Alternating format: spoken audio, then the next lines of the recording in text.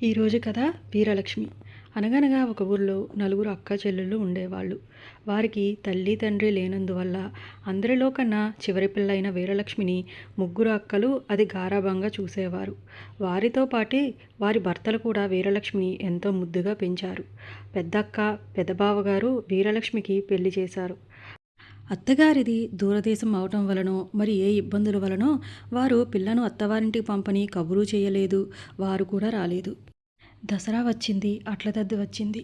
ఆ ఊళ్ళో ఆడపిల్లలందరినీ వారి వారి అత్తవారు తమ ఇళ్లకు తీసుకుపోయారు. కానీ వీరలక్ష్మి కోసం ఎవరూ రాలేదు.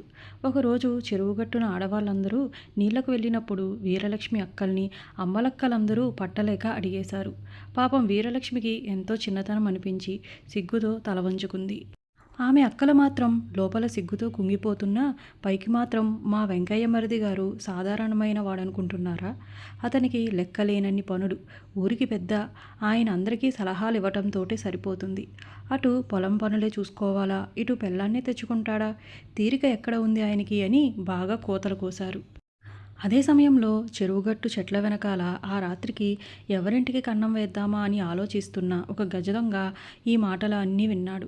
బంగారం బొమ్మలా వెలిగిపోతున్న వీరలక్ష్మిని, ఆమె ఒంటి నిండా దగదగా మెరుస్తున్న బంగారం నగలని చూసేటప్పటికి దొంగకి ఎలాగైనా ఆ అమ్మాయితో పాటు ఆ నగలని కాజేయాలని ఆశ పుట్టింది.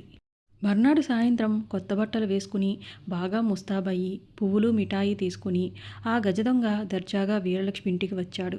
నేను వీరలక్ష్మి మొగుడు వెంకయ్యను. నన్ను మర్చిపోయారా? నేను వీరలక్ష్మిని తీసుకువెళ్ళటానికి వచ్చాను. వదిలిగారు ఆలస్యం అయినందుకు ఏమీ అనుకోవద్దు. ముఖ్యమైన పనులు ఉండటం వలన వీలు కాలేదు. ఎప్పుడు ఇలాగే అవుతుంది అని చివరికి ఎట్లాగో తీరిక చేసుకుని వచ్చాను అని ఎంతో వినయంగా చెప్పాడు. ఎప్పుడో పెళ్లిలో ఒకసారి చూడటం వల్ల వీరలక్ష్మి మొగుడు ఎలా ఉంటాడో ఎవరికీ గుర్తులేదు. పాపం అందరూ వాణ్ణి నమ్మి నిజంగా వెంకయ్య గారు ఆఖరికి వీరలక్ష్మిని తీసుకువెళ్ళడానికి వచ్చారని ఎంతో సంతోషించి చాలా మర్యాదలు చేశారు. కానీ వీరలక్ష్మికి మాత్రం అనుమానంగా ఉంది. ఆమెకు తన భర్త చాలా అందగాడని తెలివైన వాడని జ్ఞాపకం. అది చూసుకునే ఆమెకు గర్వం కూడా. వీణ్ణి చూడబోతే తెలివిలేని వాడలా కనబడుతున్నాడు. ఇంకా పట్టలేక తన అనుమానం అక్కలకు తెలియపరిచింది. వీరలక్ష్మికి తన మొగుడు గుర్తున్నంత తన అక్కలకి ఎక్కడ గుర్తుంటుంది మరి? అదీకాక మొగుడంటూ ఒకడు వచ్చి తీసుకుపోతున్నాడు. అందరిలో మళ్ళీ తలెత్తుకు తిరగవచ్చని సంతోషంతో వారున్నారు. అక్కలందరూ కలిసి వీరలక్ష్మిని పరాచకాలాడారు. వీరలక్ష్మి మరీ మొండు పట్టు పడితే చివాట్లు పెట్టారు. ఇంకా ఏమీ అనలేక ఏదైతే అది అవుతుందని గుండె నిబ్బరం చేసుకుంది వీరలక్ష్మి.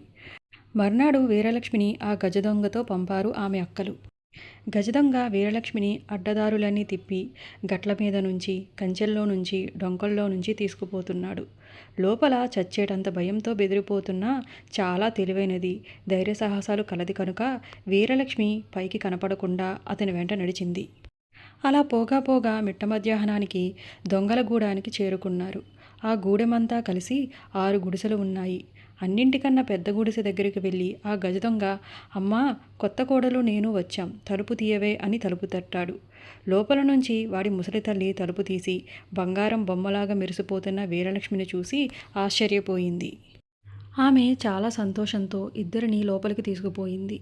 పైకి చూడబోతే ఒట్టి పూరి గుడిసె, కానీ లోపల మాత్రం విలువైన సామాన్లు, పట్టు చీరలు, ఇంటి నిండా వెండి సామాన్లు. ఇదంతా చూసేసరికి వీరలక్ష్మికి అంతా అర్థమయ్యింది. అరే, నేను గజదొంగల ముఠాలో పడ్డాను. వీళ్ళ నుంచి ఎట్లా తప్పించుకుందామా అని ఆలోచించి ఒక ఉపాయం పన్నింది.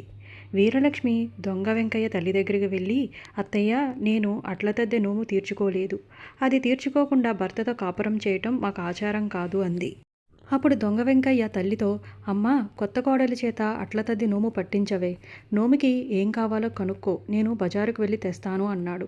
అప్పుడు వీరలక్ష్మి ఇవన్నీ కావాలని చాటలు గీటలు, లక్కజోళ్ళు గిక్కజోళ్ళు, చీరలు గీరలు, రవికలు గివికలు, పళ్ళు గిల్లు, కొబ్బరికాయ గిబ్బరికాయ, పసుపు గిసుపు, కుంకుమ గింకుమ, కాటిక్కాయ గీటిక్కాయ, ఆకులు గీకులు, వక్కలు గిక్కలు. వీరలక్ష్మి చెప్పినవన్నీ పుస్తకంలో రాసుకుని బజారుకు బయలుదేరాడు దొంగ వెంకయ్య.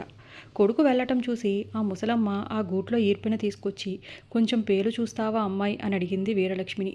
వీరలక్ష్మి ఆ ముసలమ్మ ముడివిప్పి జుట్టు మిందరికి పడేసి పేలు చూసినట్లు చూసి గోడకి తగిలించి ఉన్న కత్తి తీసి ఒక దెబ్బన ఆ ముసలమ్మ తల నరికేసింది. ముండాన్ని గోడకి ఆనించి కూర్చోబెట్టి రాట్నం ముందర పెట్టింది. పొయ్యి రాజేసి పొయ్యి మీద బాణెలు పెట్టి బాణెలలో చమురు పోసి ముసలిదాని తల సరిగ్గా కారుతున్న నెత్తురు నూనెలో పడేటట్లు పైన దూలానికి వేలాడగట్టింది. దొంగ వెంకయ్య ఇంటి నుంచి వీరలక్ష్మి ఎలా తప్పించుకుందో రేపు విందాము.